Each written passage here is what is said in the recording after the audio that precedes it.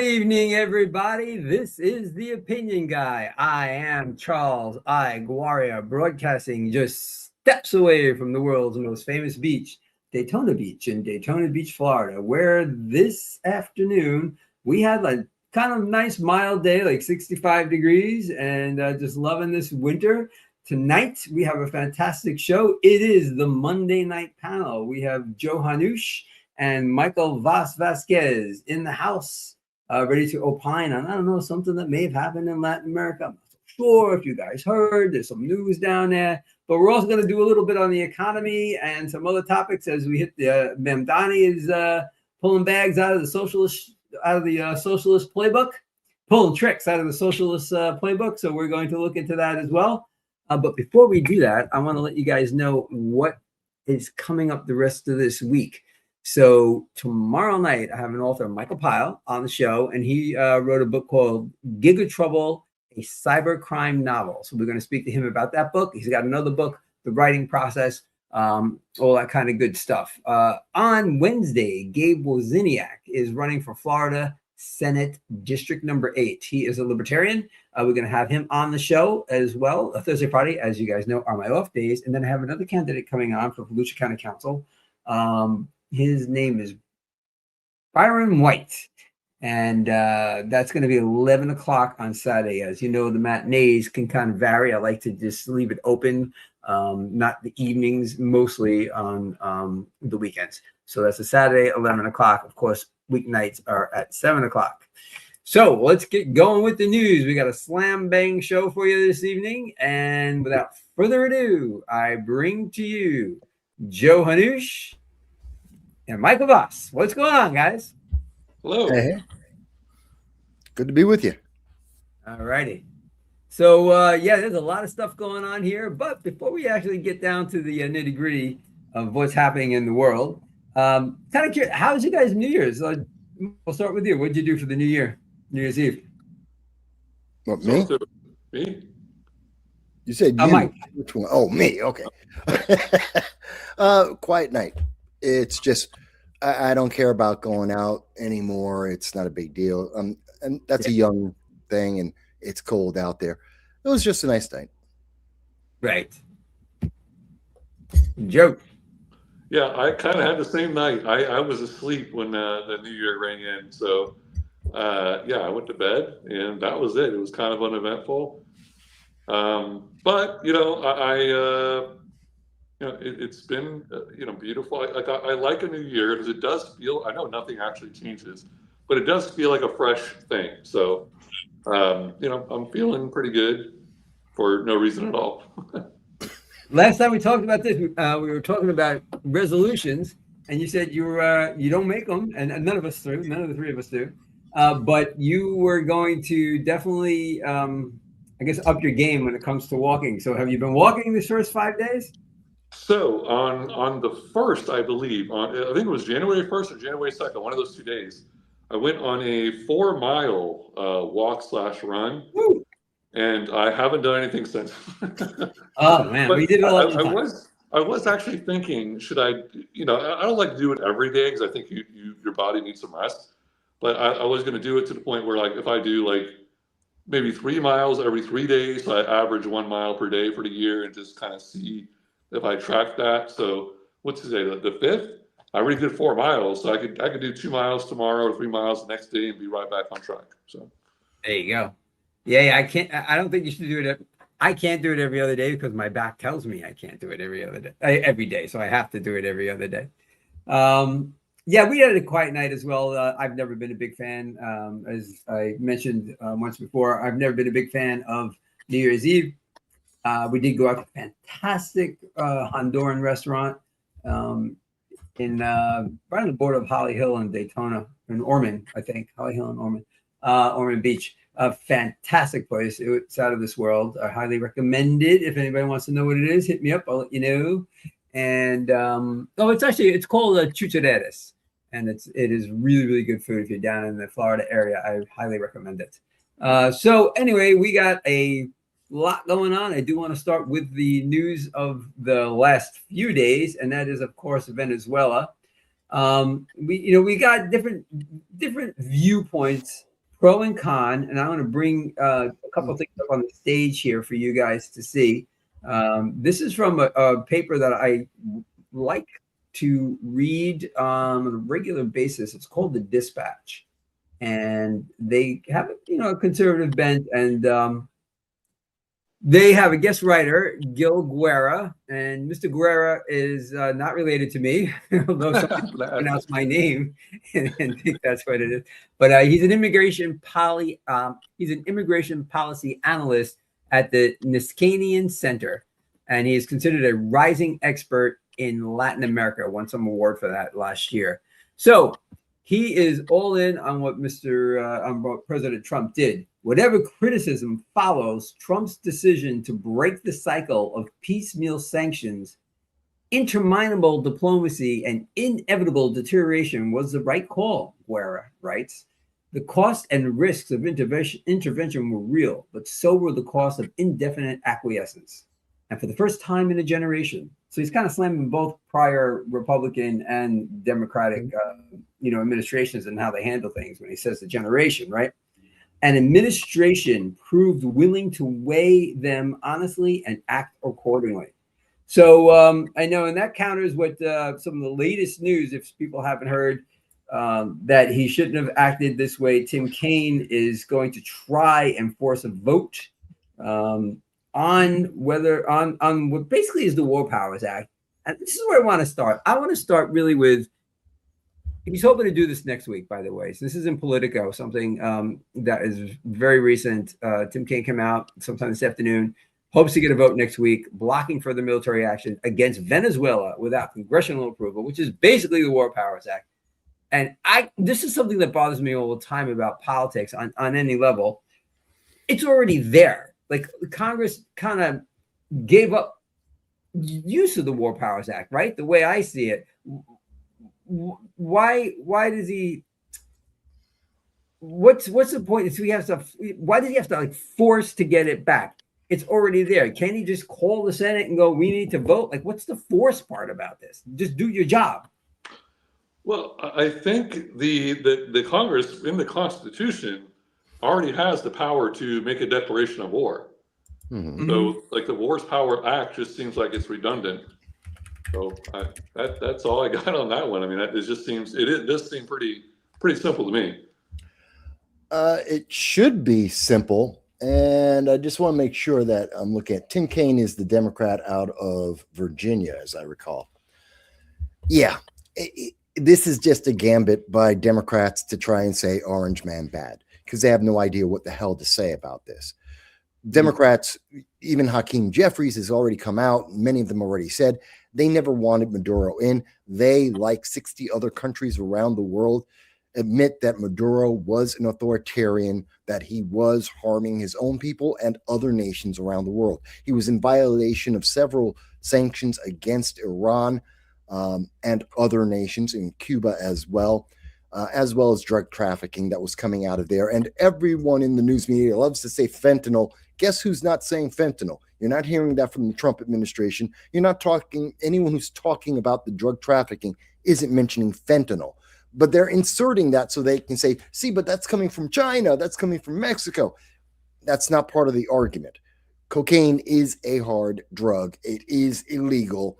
And that's the hard drug we're talking about, besides the Tren de Aragua gangs that have been infiltrating into America and destroying our homes and our lives, like in Aurora, Colorado, when they took over several apartment complexes. But let me pull back for a second. This is legal, period, full stop, done. We have several different statutes and precedences on this. This is going back to 1823 with the Monroe Doctrine. We saw that again with Teddy Roosevelt. We saw that with JFK and the Cuban Missile Crisis. We saw that again with the original George Bush with Panama and Noriega, and now we've seen it here. Not to mention the military actions that we saw from Obama as he bombed Yemen and Pakistan and Iraq and several other countries as well. So when the Democrats want to come out and say, oh my God, this is illegal, they have no idea what they're talking about. More importantly, they think you, the public have no idea what they're talking about. Trump didn't violate the War Powers Act. Anyone who reads it will understand. The president can take military action which cannot exceed 30 days without authorization from Congress. Once the action has been taken, the president must notify the Congress within 48 hours, at which time the Congress can spend up to 30 days to end that conflict or that action, military action of the president. So that's very clear. So he didn't violate the War Powers Act. We are not at war. There is no Venezuelan war. Venezuela didn't declare war against us. We didn't declare a war against them. There is no Venezuelan war. Anyone who says that is a propagandist. They have a political agenda. They're lying to you. So that is also a fact. Go ahead. I know there's always been push and pull, and whether or not, it doesn't matter if you're a Democrat in office or Republican in office, and whether or not they're doing something that's legal. However, if they can do it for if a president in theory can use the military for up to 30 days, what's to say they just 30 days, take a break a little bit, then do another 30 days, take a break a little somewhere else in the world? It seems kind of bizarre. Do we even need a War Powers Act? Joe, what do you think? No, it's redundant. It's kind of like, and I don't know how familiar you guys are with the Defend the Guard legislation in each states. That's basically the president having the ability trying to block the president from having the ability to use the National Guard to send overseas. They're not supposed to be doing that. Sure. Yeah. And, it's not constitutionally able to do that. And the same thing with the War Powers Act. The president's not supposed to be doing these acts of war. I'm not calling it a war. I'm saying acts of war without the Congress making a declaration of war. So okay. You see, that's the thing for me. Like Mike, you hit on something that I wanted to bring up as well, and that's the Donroe Doctrine. And I think that I have no issue with us protecting, the Western Hemisphere way more than being in Europe and what's happened in Ukraine and things like that. I was gonna say, of course, but not everybody thinks that way. But that, my personal opinion on that.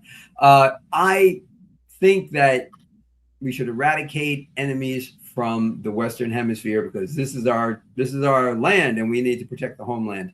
And you can't have missiles in Cuba. You can't have, the Chinese running around in Latin America, all that kind of stuff. So the Donroe Doctrine is fine by me. I just wish Congress would get off their butts and vote either for it or against it. And if they're against it, I don't mind the push and pull. If they're against it, try to stop the president. And that's just not Trump, Democrat. It's like whoever's in office. And if they're for it, then we have the full backing and we're unified. Just the president doing it, willy-nilly bothers the heck out of me. But he's not doing it willy-nilly. And it is a constitutional right of his under Article 2. He is within his powers. The whole reason why they created the War Powers Act is an attempt to try and limit Article 2 of the Constitution. They did that after Vietnam, after Korea. Fine. Right. They thought that's why they did that in 1973. And then after that, they then came up with the Uniform Authorization of Military Force, which was abused by Barack Obama, no less, in most recent history. The fact is that Donald Trump has been doing what presidents with balls have been doing for a long time. In fact, this is a good thing for the world. This helps stabilizes the world.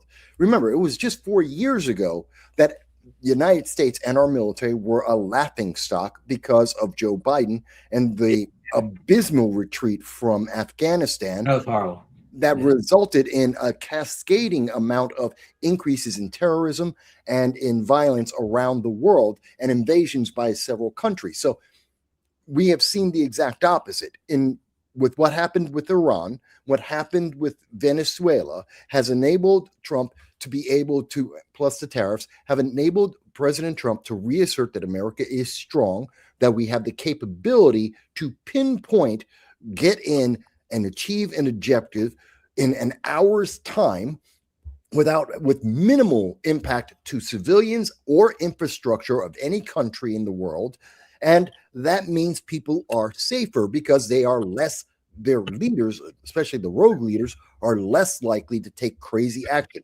You're seeing less activity by the terrorist organizations like Hezbollah and the Houthis and Hamas, as well as ISIS and Al-Qaeda. They have reduced their activity because they realize Trump can reach them wherever they are, even in bunkers, anywhere in the world, at any given moment, and he's willing to do so. But he's also willing to do peace. And we've seen 7 or 8 peace deals successfully go through. So that's a Joe, you were looking at the Constitution. I saw that. You got something? Yeah, I don't know if you guys see it or not. I'm trying to look up the like exact language in the Constitution for the president, to time of war or acts of war or whatever. It's use of the military. It's under the powers of the commander in chief, which I believe is under Section 1, as I recall. But I know it's in Article 2, and it's the powers of the commander in chief. And military action, which is separate of war. Again, we have not declared war. There's nothing for Congress to vote on, unless they want to go to war with Venezuela, which we aren't doing. And by the way, I think this is important to remind people, there are 0 U.S. troops in Venezuela. 0. Yeah. Great. So got a question for you there, Mike, because you touched on this, the worldwide effect, right? Yeah. And Joe, look that up, man, while we're talking about this. Do you think countries like Iran, are they really? It's not like they didn't know that we're over the horizon and ready to go at a moment's notice. So are the rogue regimes like Iran really more scared now than they were 48 hours ago? Is China whoa, we're not going to attack Taiwan? Look at how good the American military is. I mean, who didn't know this? You're answering yes, but it was already known. So what is it? The reality of seeing it? No, there's a difference. America's military is as strong as its leadership and the will of the president to take action, as well as the will of the Congress to follow up that action as well. Yeah. And we just came off of 4 years where we completely mismanaged the government. And I'm talking about from top down. You're talking about generals like General Milley, who I personally believe is a traitor to the United States, should be stripped of his rank and removed. He gets nothing. He should go into Leavenworth, serve some time, and be stripped of everything, his rank, his retirement, everything, because he is a traitor. That's my opinion. Others may have a different opinion. Mm-hmm. But when you're looking at a complete destruction of our military service, the DEI movement, the accommodations to be all warm and fuzzy, that's not what a military does. That's not what it's there for. And except for the Marines, they never went down that road. Well, that's why Marines also maintained their recruitment levels and every other service didn't. And the fact is that we were looking at Afghanistan's really important.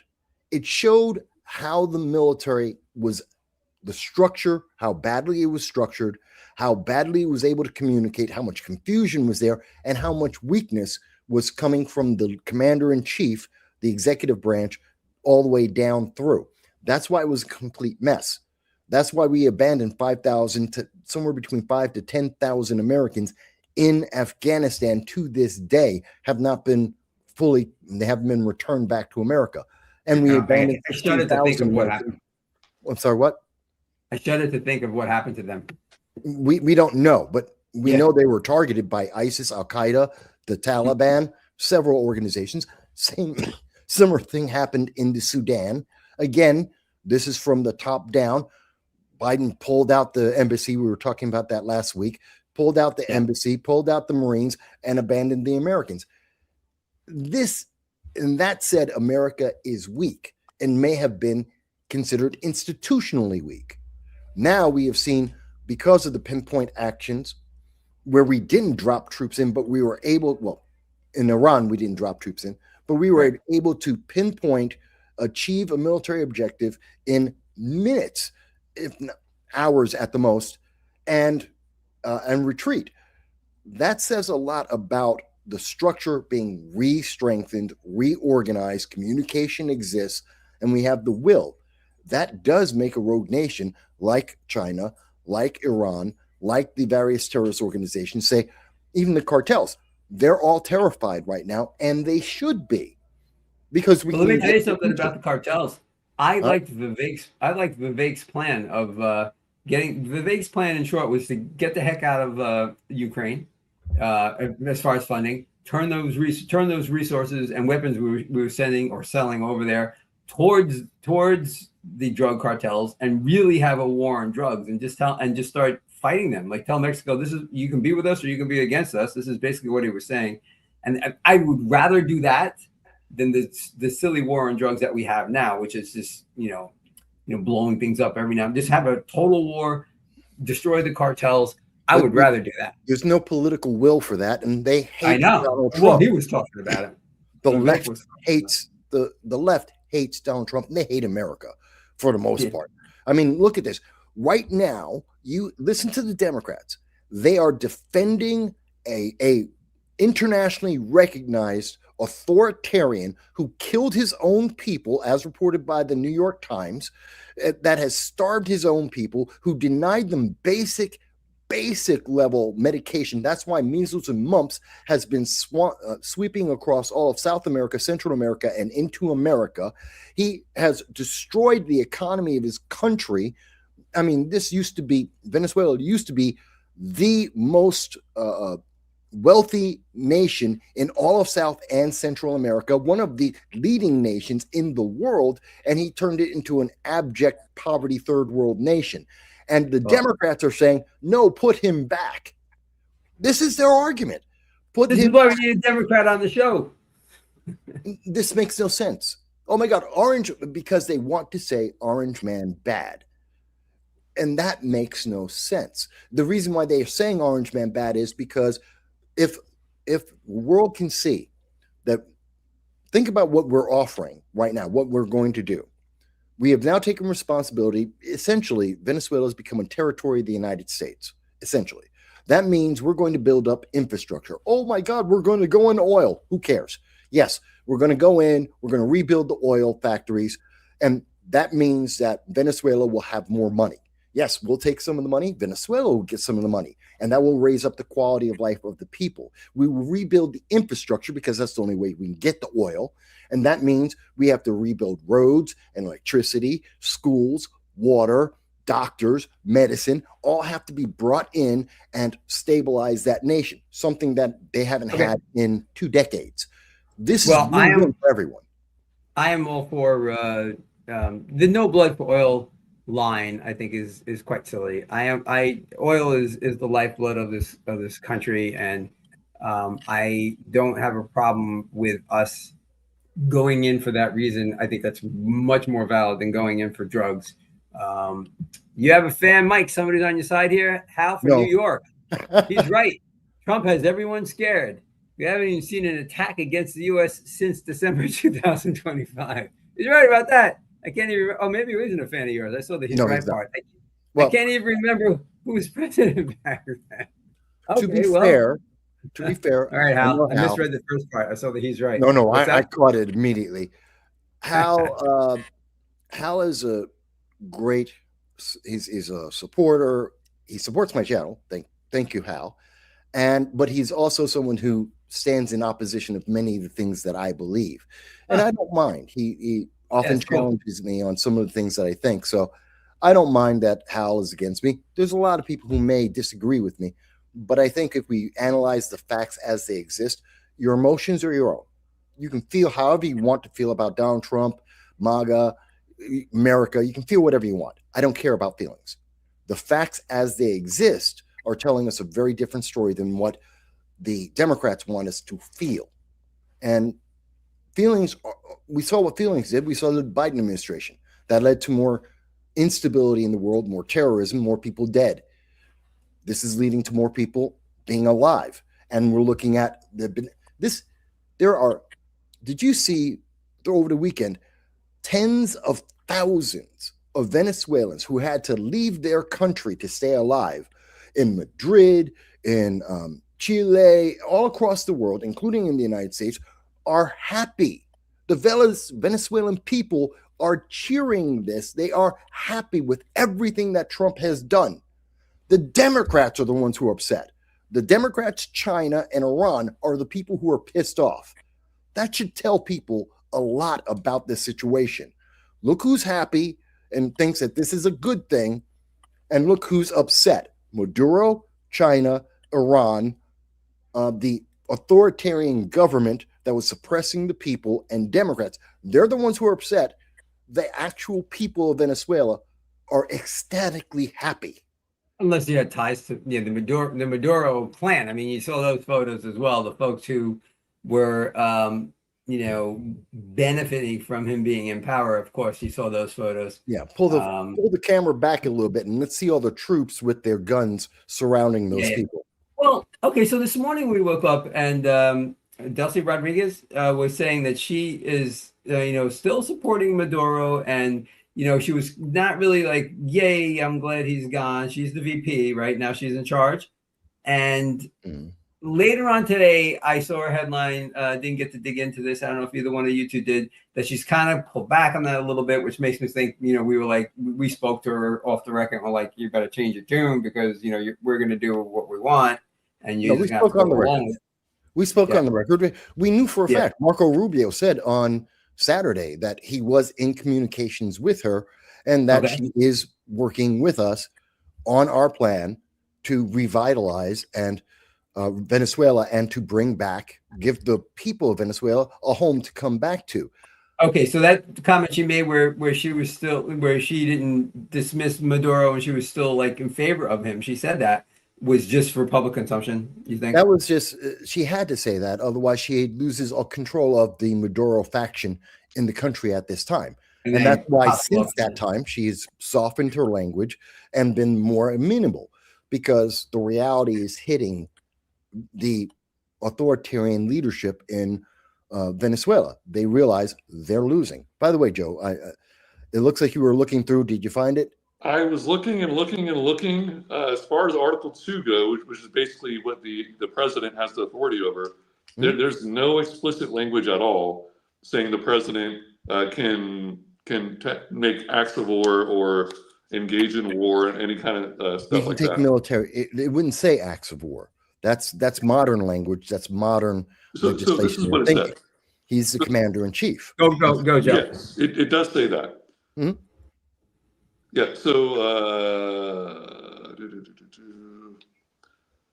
all right, hold on. I found this is the AI overview. I just Googled Article 2, Section 2 of the U.S. Constitution. Yes. Makes the president the commander-in-chief of the Army and Navy, state militias, granting authority to command forces, direct military operations, and deploy troops. But this is shared with Congress, which declares war, funds the military, and sets the rules, leading to the ongoing debates, which means we won't solve it tonight, but leading to the ongoing debates over presidential war powers as seen in cases, and it goes over certain court cases. Yes. So that's the AI version, real quick. Which is the quick version. And again, what Trump did is in the powers of the president. We haven't declared war on anyone. So it's interpreted two ways. Go ahead. I think the AI definition kind of extended it. That was the extended version. This is the Constitution. This is literally what it says here. Article 2, Section 2, the president shall be commander-in-chief of the Army and the Navy of the United States and of the militias of the several states when called into the actual service of the United States. He may require the opinion in writing of the principal officer in each of the executive departments upon any subject relating to duties of their respective offices, and he shall have power to grant reprieves and pardons for offenses against the United States, except in cases of impeachment. That's it. I mean, it doesn't authorize any acts of offensive military action. No, you're reading it the wrong way. It doesn't deny. It doesn't deny the president the ability to take action when necessary. Well, it doesn't deny the president from that's exactly. It is literally empowering the president. See, they were very smart when they made this. We're very dumb when we make laws now, because we make laws now tailored to an outcome that we want. They're very specific, which is why they fail on a regular basis. Yeah, after the fact. The founders thought of this and said, we can't envision every reason that the president might have to use military force. So we will restrict that he cannot declare war, but maybe he has to go after pirates. Thinking from their point of view at that time, maybe he has to go after pirates. Does he need the Congress to go after pirates? No, go after the pirates. If he wants to use cannons or if he wants to take the boats with Marines, that's up to him.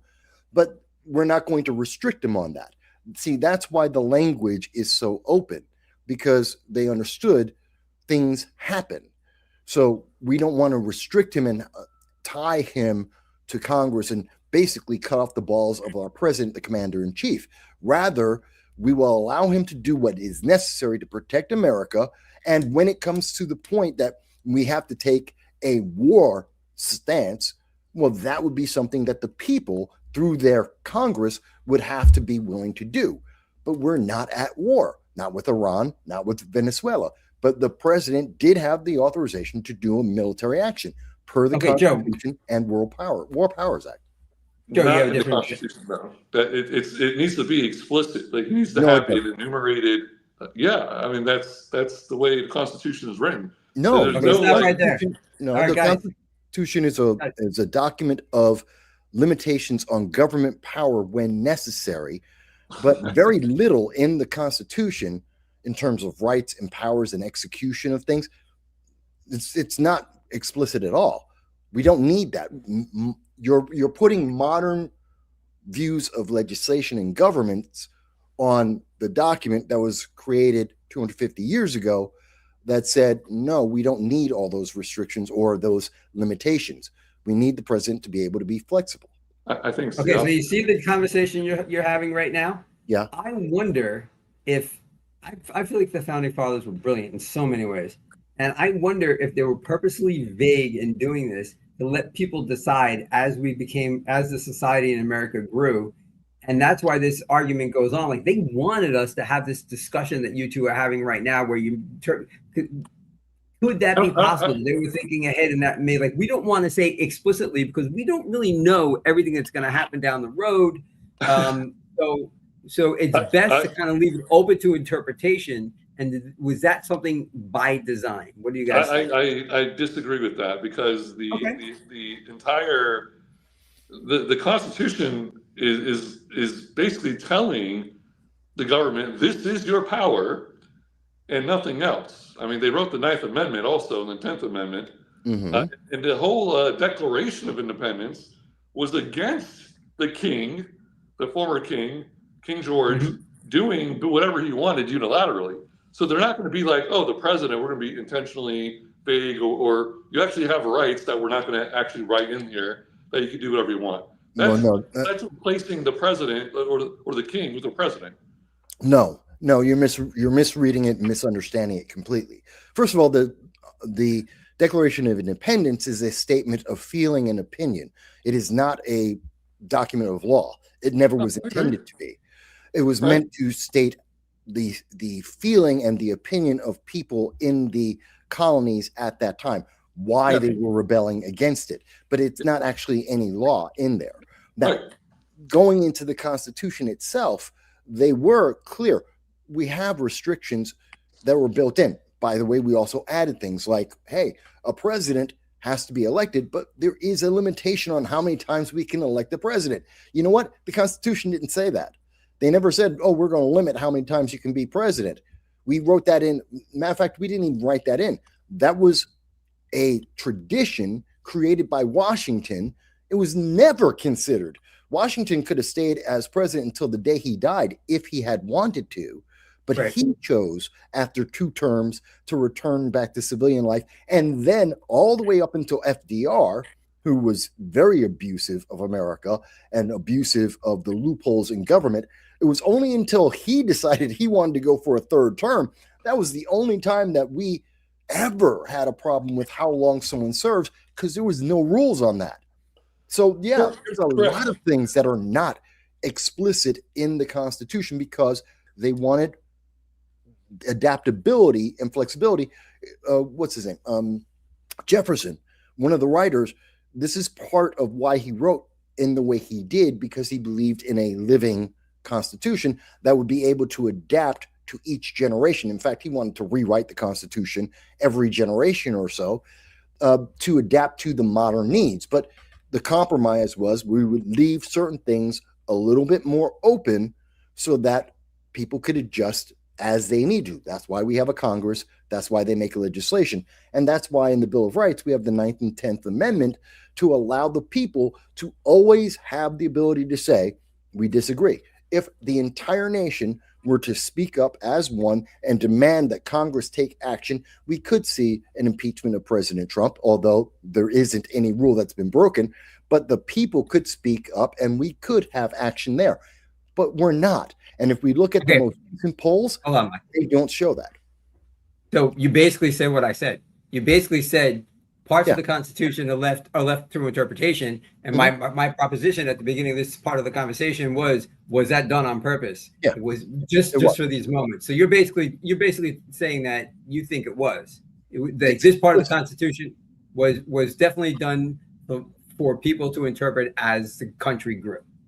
That's explicitly true. And also the Federalist Papers also make that very clear. It is explicitly, they left certain aspects of government open for that interpretation and for the interpretation. Right. Go ahead, Joe. If the founders, the Declaration of Independence is a divorce letter from the monarchy, from the king, from the unilateral single person, single ruler doing whatever he wants, and having his forces go into the colonies and doing whatever they wanted. There is no way the founders would be like, you know what? Let's leave it open to interpretation for the president to have these acts of war powers. No, thank you. But we have seen it again. We have seen both in precedent, in legislation, in actions by the Supreme Court. Absolutely, they did. It's not even a question. It is a fact. They did. I'm not disagreeing with you on the legislation and the courts saying that, because they've been unconstitutional almost since the founding. with so many things, with the Executive Order 9066 regarding the incarceration of Japanese Americans who were of Japanese descent. The Dred Scott case, oh God, there's been lots of mistakes. A lot of mistakes. Yeah, all right. Great conversation, folks. I love this. It's like going to school and hearing both sides. This is fantastic stuff. And if you out there are liking this, please like, comment, and subscribe. Oh, and share. Like, comment, and share. Because if you care, you will like, comment, and share. And if you subscribe, you become a part of this tribe. So by all means, this is fantastic conversations. But you know what we're missing? Guess what we're missing from this conversation? Comments in the chat, like people like Hal. Tell me if you think Joe is right. Come on, or Charles. Tell him. Come on, support him. Yeah, and not only that, but we need a Democrat on this ticket on this show. We need a Democrat on this show to get that point of view. Step up. You know who I'm talking to. I've been texting you. You got to come through. You're perfect for this show. I'm not going to say his name. That would be interesting to hear a Democrat's take on the Constitution and the current acts by the current president, and also balanced with the former ones, honestly, too. So it would be very interesting. I would love to hear that, actually. I would be very entertained by the mental gymnastics that they have to go through to try and support their point of view.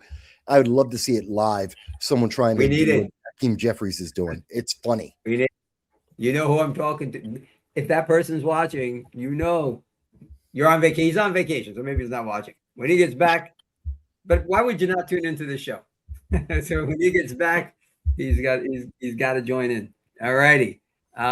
Listen, I don't want to go too far into the economy, but there was something, Michael. You were on a show called the Matthew J. Show. Right, Matthew's a great friend. A couple of days ago, it was really great. And at one point, he was talking about people struggling, and he said something. A lot of younger people, the people that are struggling with 2 jobs, 3 jobs, to pay for a house, to pay for this, they feel like they're struggling, and it kind of blew my mind because it got me thinking about, you go back to, we used to have in this country one wage earner the man and the woman would stay home, right? One, and people got by, right? And then women went out into the workforce. So we had two wage earners in the household and people got by. But a lot of that was, well, you need two people to work. Some of that was feminism, of course, but a lot of that was also, well, you need two people to work to get by. And now you've got the host of a show that you were on the other day saying that people are now struggling with 2 jobs, 3 jobs. Where does this end? I mean, at what point, I mean, is this all a fiat currency problem? Is it end the Fed? Is it time to just go to, a digital currency and say we magically wipe out the debt? Like, where are we going with this as far as the cost of things and how much people have to work to actually just have a piece of the American dream? Okay, there's a lot in that, and I'll be very brief on it because, and Joe, you can pick at this as you want, but you're talking about inflation, spending, wasteful spending, especially. You're talking about expectations, especially of the youth, on what they think they are entitled to as a starting salary or a ongoing salary versus the amount of work they're willing to put in for that, which is that equation is very much skewed towards giving them more than they actually deserve based on their capabilities and experience and output. It's very skewed of what they want and they feel versus what they can actually do. And we've seen that change over time. Women entering the workplace was mostly a result of World War II and then Korea as well. And then we saw inflation start creeping up, which started devaluing the dollar, which then emphasized the cost of most of the goods. And then as we got into 80s, 90s, and into the 2000s, we started seeing people change their buying patterns away from necessities and into excess luxuries, which is why luxuries are so much cheaper and necessities are so much more expensive. We also see people who mismanage their money.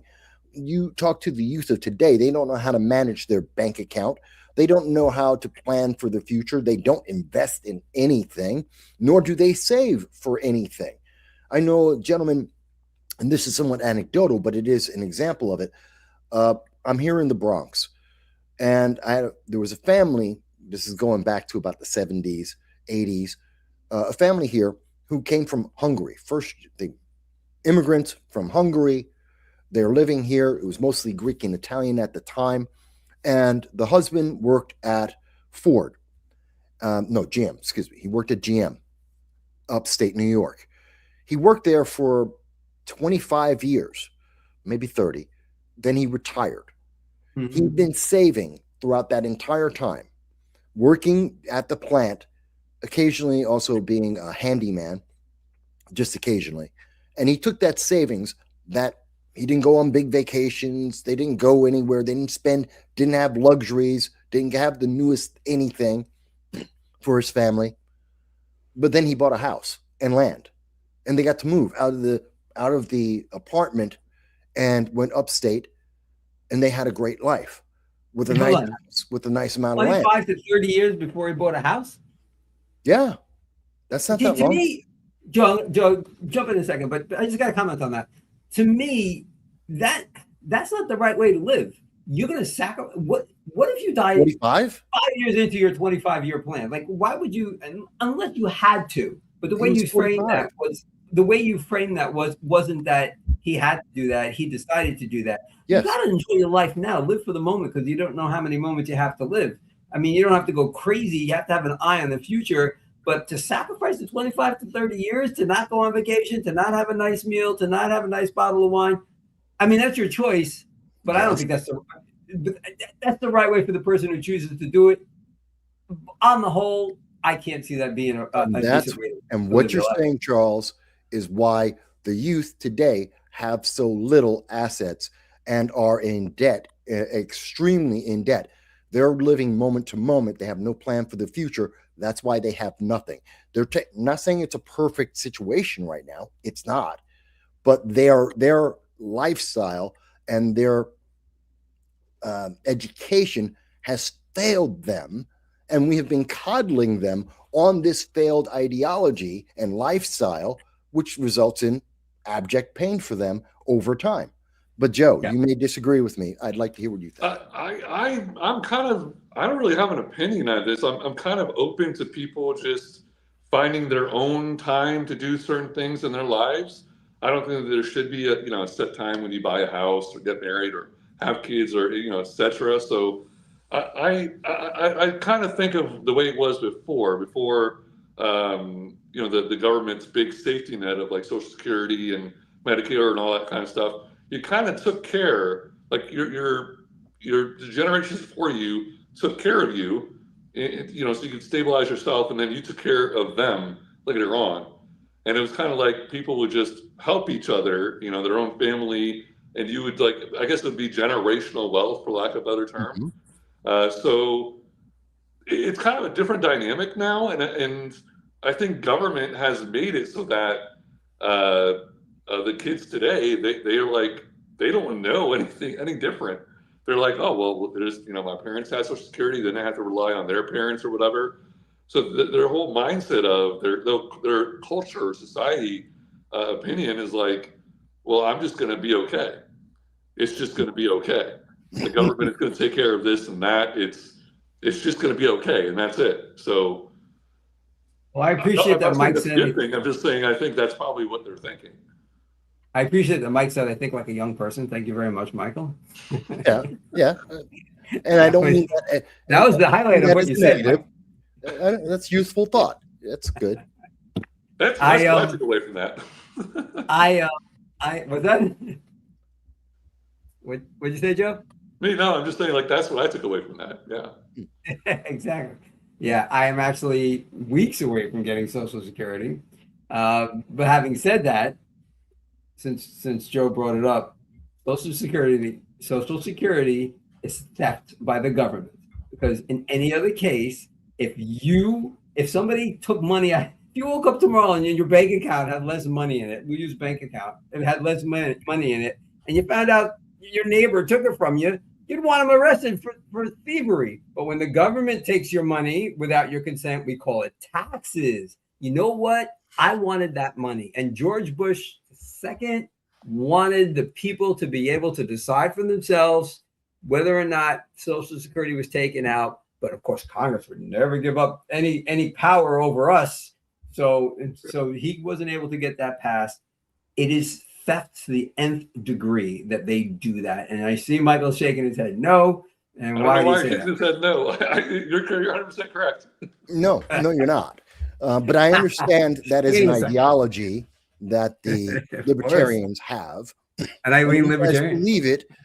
And it's incorrect in the sense that it requires a couple of things. One, that we have a government who is accountable and is not wasteful. They're not spendthrifts with our money, that they have to be accountable for the money that we have agreed, because they didn't just say, we're going to take your money. That was legislation. We had the ability to stop that. And for a while we did, and then we changed our mind. But it was, if we had a better government, we wouldn't be as upset about this. And it's the fact that they continuously add on more. And the public over time have been more and more willing to just bow down their head and obey. And that's where the problem, that's the corruption. The idea of having some level of taxes makes sense for the operation and well-being of the country. The extent of what is necessary as opposed to what's happening, very different thing. I don't agree with no taxes. I do think limited taxes make sense. Well, limited taxes. That's why I always say nearly all taxes theft, but Social Security certainly is. And dare I bring it up, but property tax means you don't own your house. If the government can take your house at any moment because you didn't pay your property taxes, then they own it and not you. So both of those have to go. Thank you. Here's the interesting thing about Social Security, because in theory, it's not actually true, but in theory, the government is like the Social Security, what is it called? The thing they take out of your paycheck for FICA? Yeah, it's them forcing you to save for later on when they give you your supposed money back, right? That's the thing. Kind of. But kind of, right. But the way it is, it doesn't work like that. It's a Ponzi scheme. Like, Yes. I mean, some people just die, and then they like. If I die tomorrow, I don't get any of that money. It's gone. I paid into it, and I don't get it back. So in that way, I'm kind of a net benefit. I'm giving a net benefit to everyone else on Social Security, but Okay. It's not supposed to work like that. You know, it's Well, supposed to actually, it is. Social Security was a progressive idea under FDR. He brought this in, and this is why it's so screwed up and why he was such a terrible president. He was the one who ushered in this concept. It was part of the progressive movement, and it was always meant to be a Ponzi scheme. But it was again, it's the failure of government and the leadership at the time to understand the nature of the future. They weren't planning ahead. At the time, most people would die off before they would ever have to collect. So there would be more than enough money. Plus, we had more than enough people to, and the country was growing. We had enough people paying in that everyone, all those who would survive to retirement age, would be able to collect. There was more people putting in than coming out. And that's why government could borrow the money without having any problems.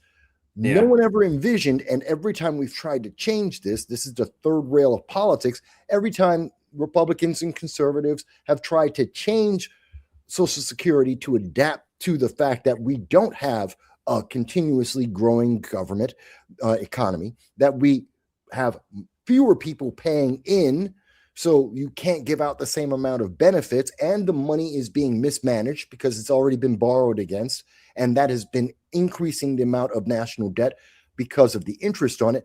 When we try to reconfigure Social Security, we are demonized, told that we want to kill the old, that this is horrible. You can't take away this entitlement people have. And that's why it's failed. Democrats created a Ponzi scheme that is continuing to fail. It can work if you were to change it, but we're not allowed to change it because Democrats say no. Well, Republicans say no also, to be fair. It's like I remember, I think it was Biden's first inaugural address, maybe the second one. But he said, like, this is, I mean, I was watching it. I don't watch the news very often.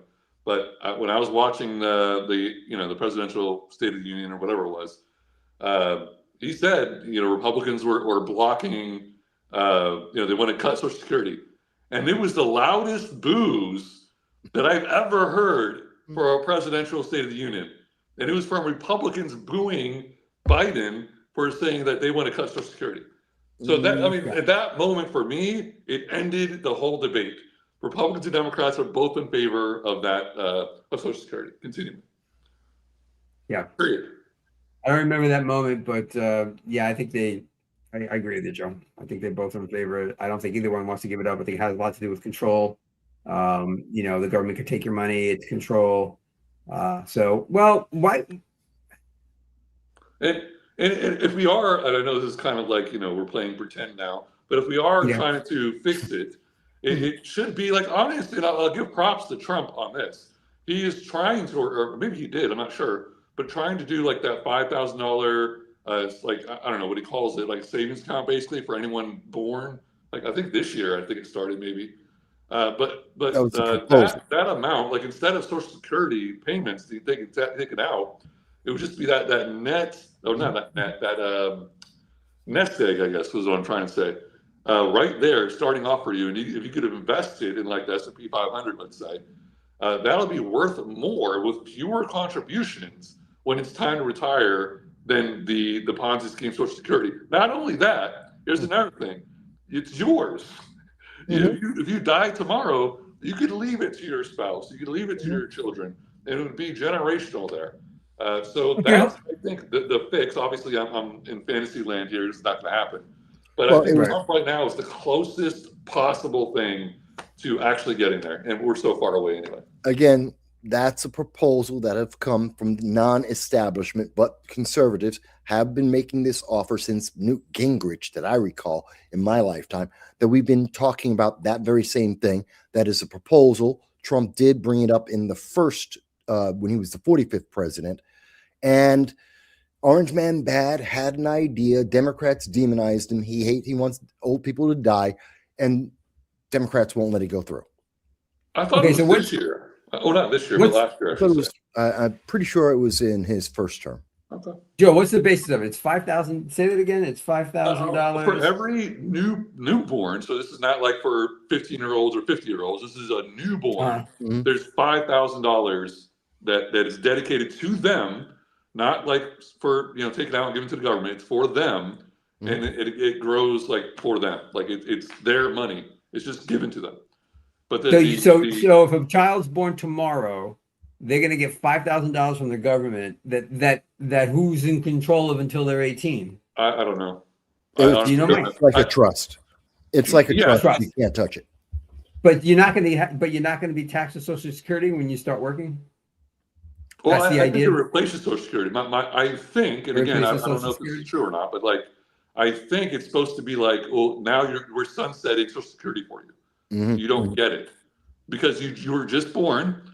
So no one promised you anything. So here's your thing that we're promising you now. It's going to cost you and the government less money over the course of your lifetime, and you will own it, or your family, or if you have grandchildren or whatever. Say you die at 65, you never are able to touch it. It goes to your kids. It's all right, I like that idea. No, I do too. I guess I thought it was Democrats don't. Democrats. You like it too, Mike? You like it too, Mike? It's one of the proposals. I do like it. There's a couple of others as well. Democrats don't like it. And you try and get it passed in Congress, dead on arrival, DOA. Democrats will kill you for it. They will demonize you as you hate old people and you'll never get reelected again. Here's the thing, though. It doesn't impact them at all. It doesn't even impact me. This is again, the way I understand it, it's a sunset provision. No, I understand. Everyone that was promised whatever, you still get it. No one's taking away anything from you. No one's putting grandma out on the street. I'm not disagreeing with you, Joe. I'm talking about the political. Again, that's the idea. I'm talking about the political reality and why we're not even having that as a national discussion. It's dead. Democrats will not advance that. And if you try, they will demonize you and you will never get reelected. That's the reality of it. All righty. Well, let's put that one aside for now. We all agree that it's a good idea. Yeah. And when Joe starts to run and gets elected, he's going to push that through. Right, guys, Joe? You vote for me. Vote for Joe for president. and then when that bill becomes law in Florida, Mike is going to fly down to Tallahassee.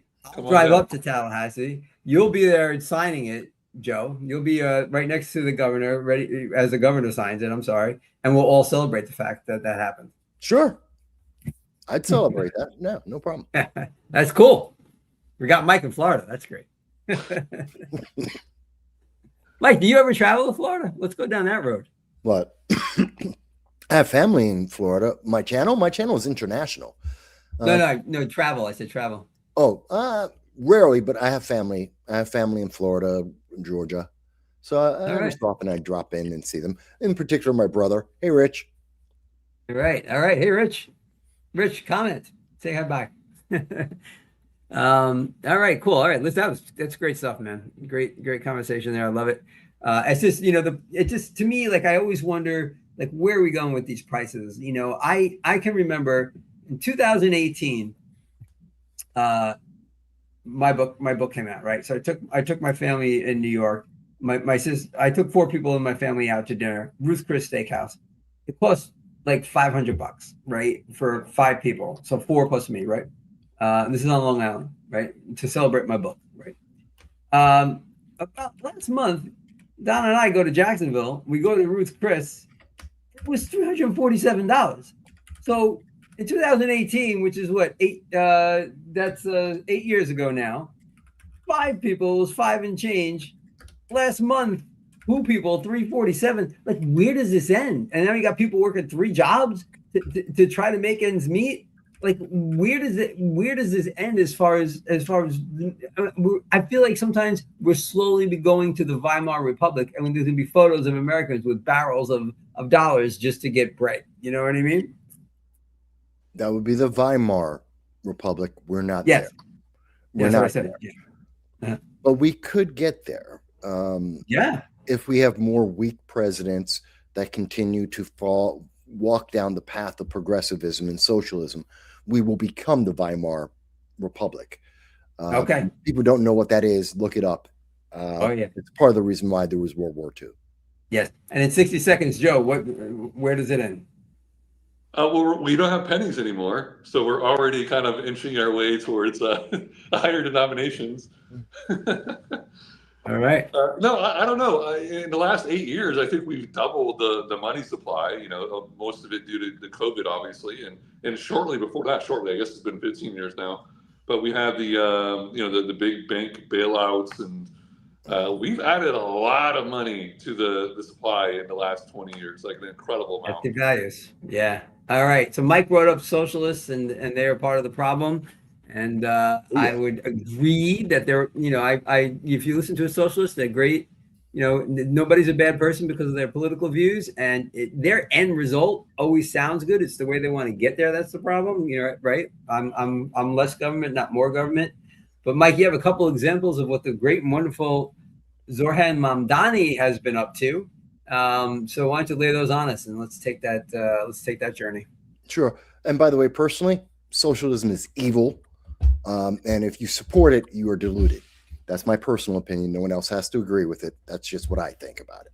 Having lived in Russia and lived around and spent time living in a socialist nation, yeah, I abhor socialism and communism equally. And that's my bias. That's my point of view. Fine. And Zorhan Mamdani is a great example of why you can never trust the promises, the honey-coated promises of socialism, because it's always wonderful. Zorhan Mamdani promised that he was going to be a man of the people who's going to raise up the common man. Okay, what he did on January 2nd, Friday, he created 2 new departments of government, which means we've now expanded New York City's government. We have more government than we had before, which, by the way, is going to be paid for by your taxes. Aren't you happy? 2 of the departments, these brand new departments that never existed before that he created, one is the OME, which you can go to the New York City government website and you will see it. It's a brand new department. Their whole job is to convince you to become a socialist, and you're going to pay for that with your taxes. That's the job of one of the new departments of our government, is to convert your political beliefs into socialism. Aren't you happy? Wow, Zorhan Mamdani, what a great guy. He's going to organize New Yorkers so that they can be more effective at events. That is propaganda. Here's the watered down version of that. Let's bring this up to see what the headlines show. The headlines show that Mayor Mamdani establishes an office of mass engagement to transform how New Yorkers participate in government. That sounds great. Stop at the headline. That is evil. It's crazy. We already do that. It's called a vote. It's called an election. It's called your city council. We don't need this. Wait, at what point is it the government's responsibility to tell people how to participate in the government? Like, what? This is conversion. This is him converting people to his ideology on your taxpayer dime. He's going to engage mass engagements. You should be part of this protest, a government-funded protest. Yeah, right. You should join this union. You should join the Socialist Party. This is evil. This is just one of the things. And that department, that's exactly what they're there to do, to corral the public and tell them what to think and how to vote and what political ideology they should have. That is patently evil. What do you say, Joe? What I read that article, and I have a couple thoughts. It's not an article, it's legislation. It's just informing you. It's actual law. It's actual government. Go ahead. Yeah, no, it sounds like an extra layer of bureaucracy. Like, I don't disagree with the way Mike put it. I wouldn't exactly put it like that. I think I think to me, like, I envision this. Maybe I'm being a little, like, bright-eyed on this, but like, I envision it as like, if you want to put a fence in your yard or something, and you don't know how to do it, and you just get a fine later on. Here's the office you go to find out how to get the permit to get the fence that you want to put up. That's the way I look at it. Maybe I'm being, again, kind of rose-colored glasses on. But what I kind of read into a little bit more was the person that's in charge of that new department, new agency, is a former campaign worker of his. And to me, it looks like, I'm not saying this is what it is, I'm just saying this is what it looks like. He's just giving away, he's paying off someone that worked for his campaign. So, I think you're here's saying a government check so you can continue to get paid and, to do activism or whatever. And that's the way I took it. I think it's just cronyism. I think it's a form of nepotism and just giving someone a job. Here's your job for helping me out, help me get elected. And I got his name. The person in charge is Tasha Van Auken. Yes. He will Tashka. Tashka. It's a hard CH. Okay. Yeah. Tashka Van Auken. Yeah. And Tashka Van Auken, who is an activist, a political activist, is the one that's in charge. But the key here is, what is the political? They're a socialist political activist who is now in charge of creating more socialists through government funding.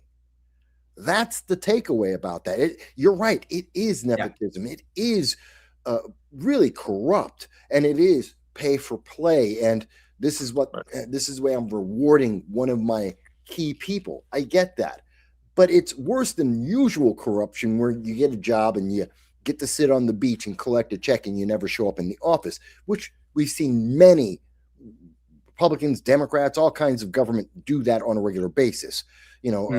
Adams hired his sister.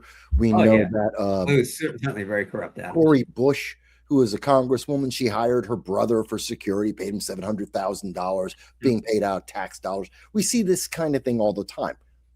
Bad, but that's the normal way they do it. No one's ever said government is going to convert people's political ideology and create a whole political faction. But that's what Mamdani has now done. Mm-hmm. This is government funded.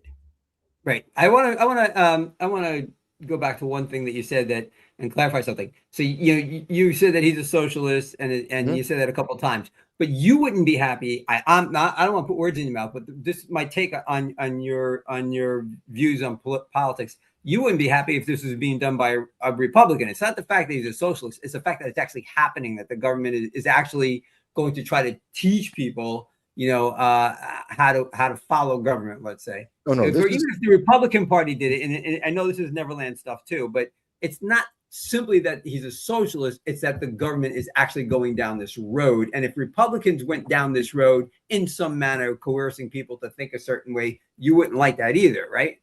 No political party faction ideology should have the government support them in any kind of manner. Yes, right. I would not. I don't care if it's Republicans or Democrats or anyone else. No one should have that power. That's true. Yeah, that's what I thought, man. I just wanted to put that out there because people who don't know, new to the show, you may be thinking otherwise. I wanted to put that out there to clarify that. Yeah, it's horrible. It's absolutely horrible. All right, so he's doing more horrible stuff. Oh, wait, I'm sorry. Before we wrap up that point, Joe, did you have something else to say? I thought you were about to talk. Well, just kind of to add to the conversation here. We do have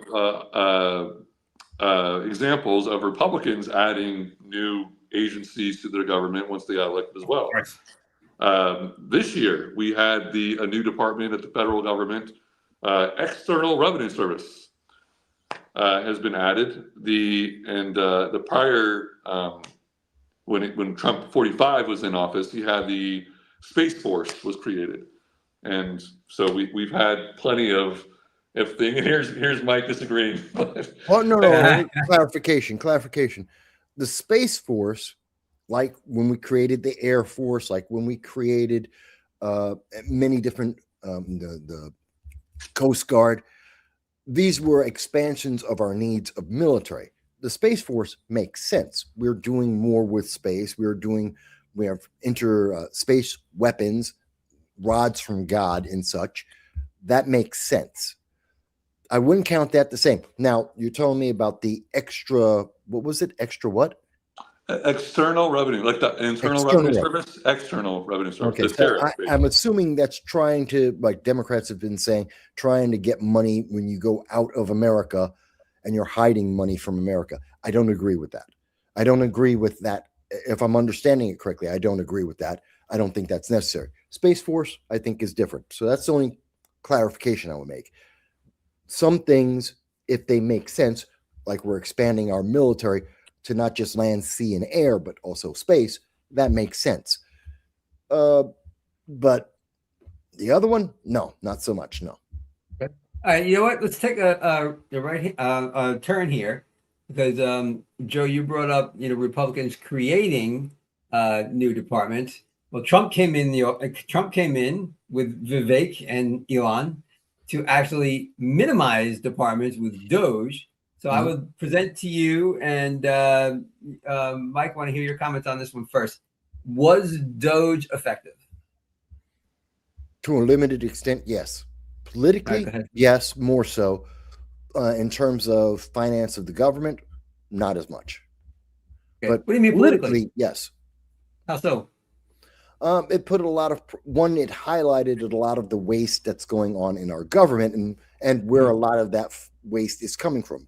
Establishment. That's both Republicans and Democrats.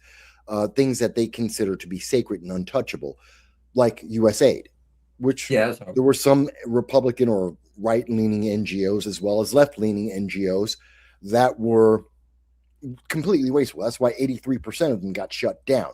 We were funding actually known criminals and terrorists around the world. We're getting a check from America because no one decided to ever stop paying them because it's going through USAID. So that was one of the benefits that we got of it, where it's political, but in terms of the amount of money that was going through USAID versus our budget and our debt, minimal, but politically very powerful. So that's the difference. All right, Joe, you're up.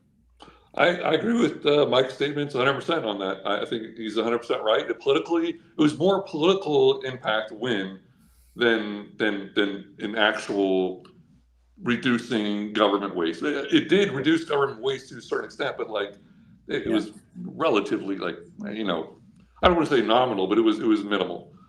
But it was more of a political win than a actual win, if you will. But all right. But that reminds me of I didn't mention the second department that Zorhan Mamdani decided to open up. Another waste. Let's get to it.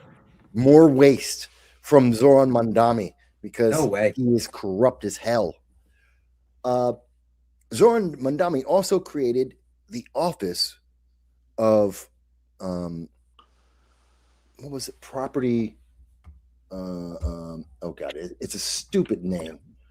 The Office of Property.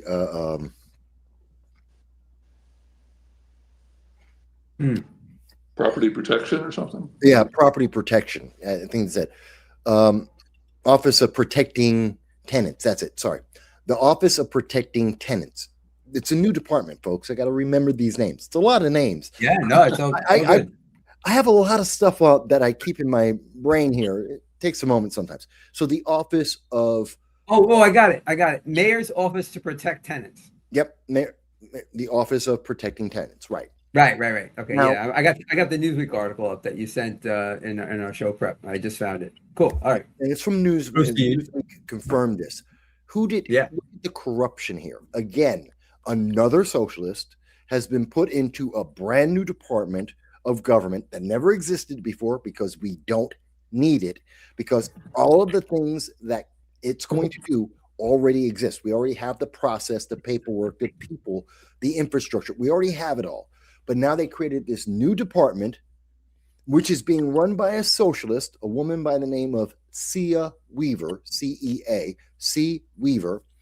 And Miss Weaver, in August of 2019, said that home ownership is a weapon of white supremacy, and that she has that property ownership, especially home ownership, needs to change in America, that you shouldn't own property, especially if you're white, because it is somehow harmful to people to own anything. Remember the TED Talk? You're going to eat bugs and own nothing, and you'll be happy? Yes. Here we go. This is Zorhan Mamdani doing it in New York City. You own nothing. Government owns it all. And you're going to become a socialist, and you're going to pay for it all with your taxes. This is evil. Yeah. All right. Listen, let me bring this up too. It's always good to show the receipts, to show sources. And Mike sent to Joe and I before the show today the Newsweek article that we both just referenced. So, I think I can just bring it up. I think I can just bring it up right here. Let's see. Add this to the stage. Yeah, is that the one? sources. Oh, that's the NYC one. Oh, sorry guys. Let's remove that one. And can't bring that one up. Let's see. Give me one more shot here. Share screen. And there we go. I think I got it. Okay, great. Yeah. So here you go. This is the Newsweek article. You can see right there. I highlighted. I just did a search for the words white supremacy in the article itself. I'm going to blow this one up so people see this, just so you guys can, just so the audience can see this really well. You can see it right there. And Newsweek, not exactly going to go. Whoa, what just happened there? Newsweek, not exactly a right-leaning publication by any stretch of the imagination, and they have it right there in the article. How Cia Weaver comparing home ownership to a weapon of white supremacy. So I just want folks to see that neither Mike nor Joe make this stuff up. They have receipts, and we do share this stuff beforehand. So, all righty, bring you guys back up, because you guys look better than having an all-black screen. That is for sure. And there we are. All right, cool. So there you go. Yeah, that's kind of crazy. So where does that stand right now? That it said revitalized in the Newsweek article. So there was some form of this prior to Mamdani revitalizing it? No, we already have organizations. This is a new department, but the concept and the process of helping people who have problems, like he wants to have rental court, where if you're a renter and you don't like your landlord, you can go to court in New York City and complain. That's going to be filled. That's going to be wait.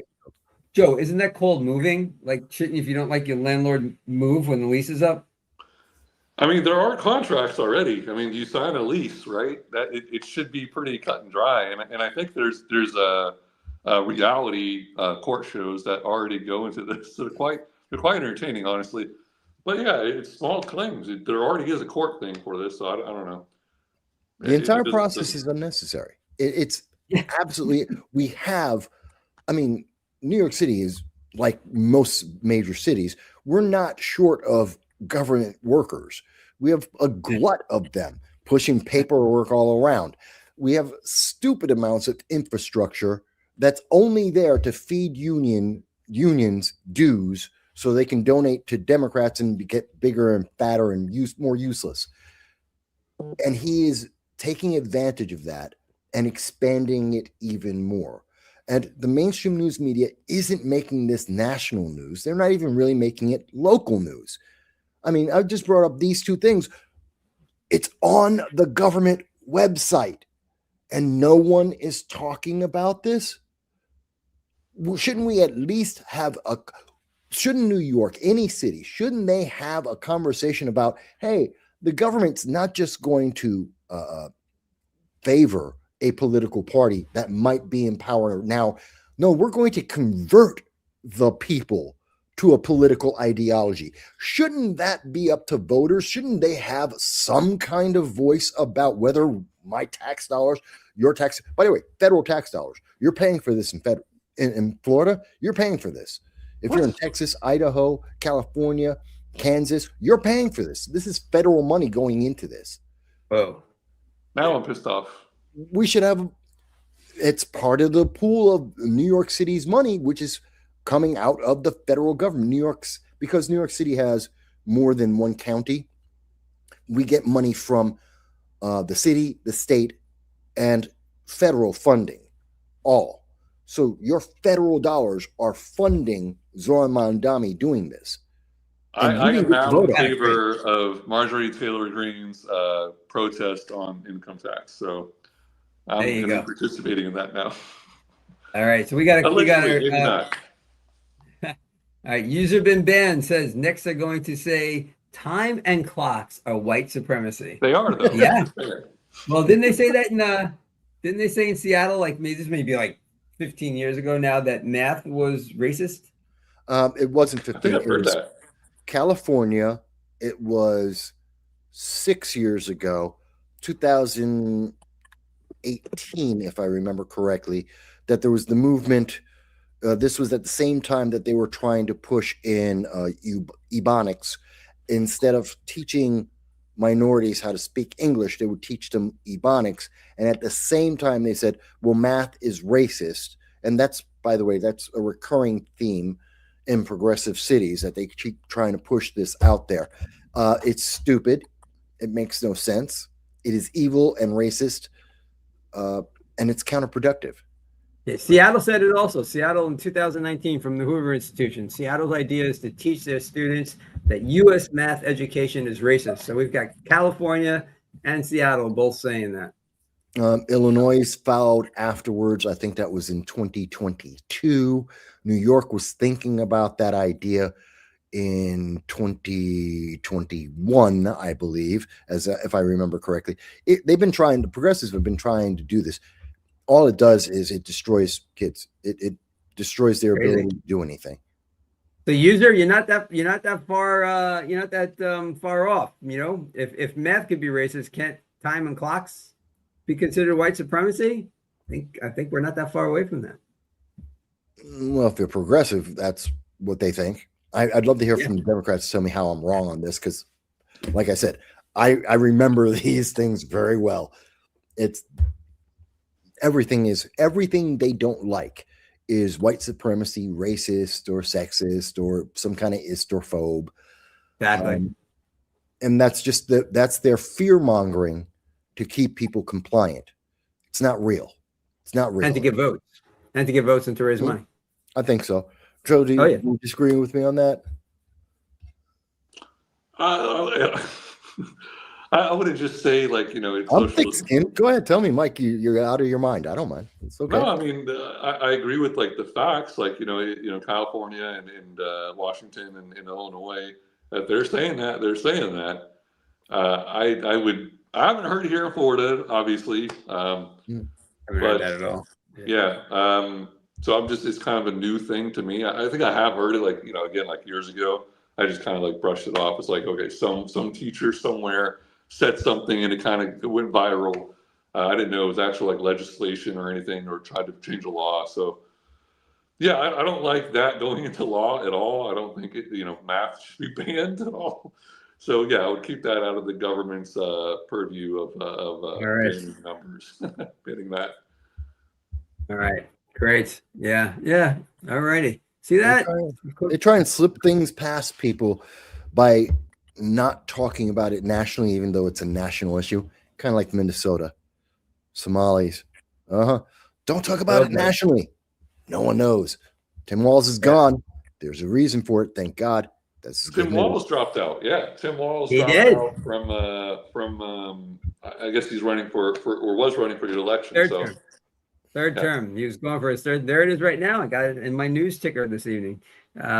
He dropped out his re-election bid among the welfare fraud scandal. It's funny because if you read the quotes, he's kind of blaming Trump. You know, of course he is. I'm like, come on. Here's the thing about that. For over a month, the Democrats have been trying to discredit anyone who's bringing up the facts about all of the scandals, the scams, the $9 to $18 billion of your tax money, my tax money, that has been completely wasted, and it's criminal. And they've been either discrediting or trying to cover up the scandal as it's been gaining momentum as people are fighting. And mind you, almost none of this has been on national news. CNN, MSNBC, right. ABC, CBS. They're not talking on a national level, but everyone keeps referring to the local news that is revealing more and more evidence about this. Yeah. And we know 56 people have been convicted already. 89 people were indicted or are about to be indicted. Only 6 of them are Native Americans, and everyone else is a Somali American. So the left keeps saying, oh, no, but that's racism. No, they actually committed these crimes. At least 56 times we can say they committed the crime. It is fraud. And that all started and happened under Tim Walz. But because if you think about this and say, well, Tim Walz was vice president, Kamala Harris, Democrats, the DNC, they knew about this scandal that started in 2018 when he got in office. So they knew about this. They didn't tell anyone because they wanted to win the presidential race. They kept it quiet, and they've been trying to keep it quiet. So they've been covering this up because if you realize they lied to you, that they allowed this corruption, that their leadership is more concerned about the votes than actually having a system that actually helps people or does what it's supposed to do, that you might not vote Democrat in 2026 or 2028. Yeah. So they've been trying to get rid of it. That's why they got rid of Tim Walz. Not because he's admitting that he's wrong. It's because they want you to forget about him and forget about this scandal, this abuse of your money, so that you'll vote Democrat in November. Hey, 1 second, Joe, before you go. We got a comment here. User been banned on a roll. Tim Walz stumps toe. Trump did this. Exactly. Yeah. Exactly. Yeah, so go ahead, Joe. No, I mean, I don't know. I mean, I don't know the politics of Minnesota, but I think they're a Democrat state anyway. Yes. And I think the news of the incumbent dropping out is probably bigger than the actual scandal, honestly. And probably he's kind of given up the incumbency in a year where Democrats should be, in relative terms, running the table in this off election year cycle. Right. I'm very surprised. I think he kind of maybe wanted to drop out and just didn't have an excuse. Otherwise, I think it's kind of strange, honestly. Well, his excuse was family, which is whenever you hear, it's kind of like in Hollywood where you have creative differences. Yeah, in politics, it's family. I've got to take care of my family. It means it's a smokescreen to tell you to shut up and stop talking about the story. But there's more politics behind the scenes on it. It's because Tim Walz he's hurting the chances of Democrats across the country being reelected in the 2026 midterms, and potentially some of the candidates running for 2028, like Kamala Harris, AOC, Gavin Newsom, are all being damaged by this. So they need to get this, since they couldn't discredit everyone, now they're going to get rid of him and end the story. That's the idea. They're going to kill the story because he's gone. Would we be talking about it right now if he didn't end his reelection bid? I don't think so. So I think he's putting the spotlight on him by now maybe he's taking the hit early so that there is no talk about it throughout his campaign, which would hurt other Democrats maybe when the election actually comes. Maybe that's the strategy. I think that's part of it, but I think we would be talking about that. The story was leaking in 2024. Again, locally, it was becoming bigger and bigger news. And believe it or not, it's platforms like this one. People were reporting, not just Nick Shirley, who recently got national attention, but for the last year, local reporters and people like us online have been talking about this. And then someone else new hears about it and goes, wait a minute, that's actually been happening. Then they see the paperwork, they see the details, and then it spreads and it spread. We'd be talking about this anyway, no matter what he did. But I think that they assume that the American people are too stupid to follow this if Tim Walz isn't there. They think it's all about, well, we want to attack Tim Walz. No, I'm pissed off that they did this in Minnesota against the American people. I don't care. Tim Walz is useless. He's an idiot. I'm glad he's gone. But that doesn't end this problem. And every state should check to see if criminals follow what other criminals do. If they have a successful scam. The reason why Ponzi schemes are so popular. Why? Because Ponzi created it and everyone said, that works. Let me do it too. There are other criminals, I believe, this is my personal belief, if we were to see every state audit for the same type of actions and the same type of expenditures that we saw in Minnesota, and you check in California, New York, Washington State, Illinois, Maryland, you go to the bluer than blue states, New Jersey, Massachusetts, and you check for the same kind of identifiers of this criminal action, I bet you every one of them you're going to find some group. Doesn't mean it's going to be Somalis. They could be Russians. They could be guys from Laos. They could just be Americans. I don't know. But you will see they have been duplicating this same scam in every one of the bluer than blue states. I guarantee it. All righty. Well, let's leave it there on that one. And I think we pretty much ran the gamut on everything. Is there something else you guys would like to bring up? That's it. I think we hit a lot of topics. Yeah, this is We covered a lot. Fascinating discussion this evening. I love how the conversation goes in so many different directions. Let's see. User been banned. Got some information. I heard the same fraud is going on in a list of other states too. I know Maine is one of them. So Bingo. there you go. Yeah. Yep. There you go. All righty. Listen, folks, if you liked this conversation tonight, please like, comment, and share. I was gonna say retweet this, but subscribe as well. Come back after the show's over. Leave a comment. I will definitely get back to you. Hit me up. Yep. Comments below. And, comment Joe is right. Just Joe is right. Just put that in there. I'm okay with that. I'm fine with that. Well, that's a great segue into, I think my guest on Wednesday night would probably say that, because he happens to be a libertarian who's coming on, and he's running for a state position in Florida, and we will be discussing all things libertarian with him. And that is on Wednesday. On Tuesday evening, which is tomorrow evening, we have Michael Pyle, who wrote a book. It's his second book, and it's called Giga Trouble, a cybercrime novel. So I'm looking forward to getting into that with him. So we're going to wrap it up right here, folks. Once again, it's been fantastic. I love the Monday night. I love the Monday night crew here. This is great. And so thanks for coming on board. And folks, I don't know where in the world you are or what time it is in your neck of the woods, but no matter the time, I hope you had a good time. This time, until next time, we will see you